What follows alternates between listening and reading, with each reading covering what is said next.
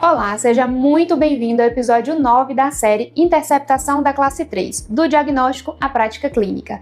Eu sou a professora Gisele Roque e hoje você vai acompanhar a sequência clínica completa do tratamento interceptivo da Classe 3 com expansão rápida da maxila associada ao uso da máscara facial, desde o diagnóstico até a avaliação para a segunda fase ortodôntica. Esse episódio foi pensado para que você consiga organizar de uma forma lógica e clara tudo o que você aprendeu até aqui. Quando falamos em classe 3, o primeiro ponto é bem claro na literatura. O sucesso do tratamento precoce depende muito mais do diagnóstico do que do aparelho escolhido. Estudar o padrão de crescimento facial, identificar a dimensão que é comprometida, se transversal, vertical, antero-posterior ou funcional, e entender como que esse crescimento ele tende a evoluir, identificando os pontos que serão favoráveis e desfavoráveis do caso. Isso é o que realmente determina o plano de tratamento. Um estudo de Arruda e colaboradores enfatizou que o tratamento ortopédico precoce ele tem como objetivo reposicionar e equilibrar a relação maxilomandibular, gerando aí mudanças dentoesqueléticas que melhoram o perfil e reduzem de forma significativa a necessidade de uma cirurgia ortognática no futuro. Vale ratificar que em pacientes em fase ativa de crescimento, a gente vai perceber uma resposta melhor ao estímulo ortopédico, com modificações significativas em dentes, base óssea e repercussão nos tecidos mole. E ainda que as deficiências maxilares elas são o melhor contexto clínico dessa terapêutica dos pacientes classe 3. Neste cenário, o diagnóstico preciso ele é imprescindível e deve incluir uma avaliação facial detalhada, uma avaliação dentária e uma avaliação funcional, com recursos clínicos e imaginológicos para tal. A partir desse diagnóstico, nós sabemos qual é o problema e onde está a base dele. Por exemplo, é uma classe 3 dentária? É esquelética? Com deficiência maxilar e com a mandíbula bem posicionada? Ou seja, eu entro no planejamento sabendo a situação do meu paciente. Aqui nós precisamos discutir 3 pontos: o tipo de expansão, o tipo de ancoragem e o protocolo de tração. Para a grande maioria das crianças em dentição mista, a expansão rápida da maxila permanece como etapa inicial. Ela desbloqueia o complexo nasomaxilar, melhora o corredor bucal desse paciente e gera um ganho transverso, além de potencializar a resposta à protração maxilar. Na sequência, nós seguimos para a instalação. Então, o disjuntor, seja ele Hyrax, raso, McNamara ou híbrido, ele deve ser cimentado com estabilidade, seguindo as direções de ativação explicadas nos episódios anteriores.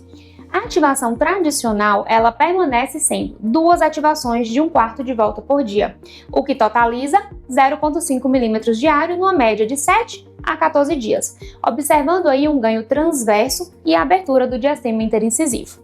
Então, nós iniciaremos a fase de contenção da fase de expansão com o próprio disjuntor que pode ser mantido passivo de 3 a 6 meses até que se forme a consolidação óssea. Ressalto aqui que os protocolos eles são passíveis de ajustes a depender da idade e da necessidade individual de cada paciente.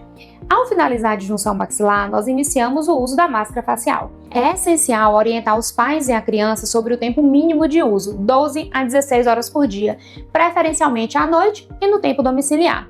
Com isso, nós vamos utilizar elásticos entre 350 a 500 gramas de força por lado, direcionados sempre para baixo e para frente. Isso para fortalecer o vetor de protração.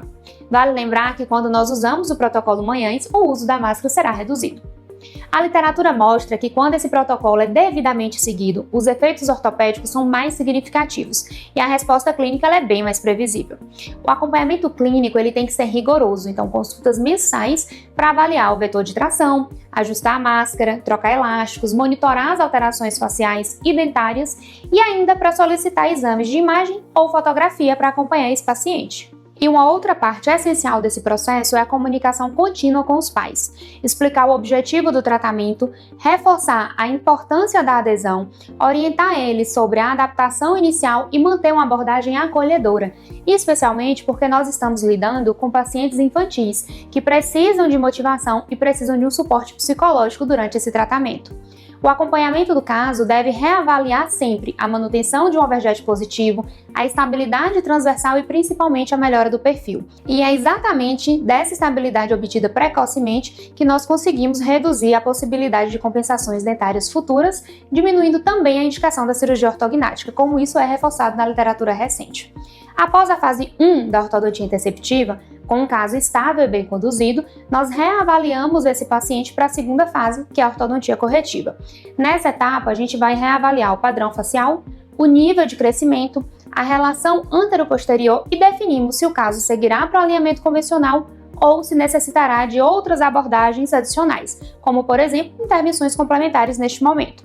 Nem sempre a ortodontia corretiva será um passo imediato. Muitas vezes existe uma janela de tempo apenas acompanhando o crescimento desse paciente e as trocas dentárias, para depois fazer uma nova intervenção futura. Em resumo, a sequência clínica é clara. Primeiro, nós fazemos um diagnóstico correto.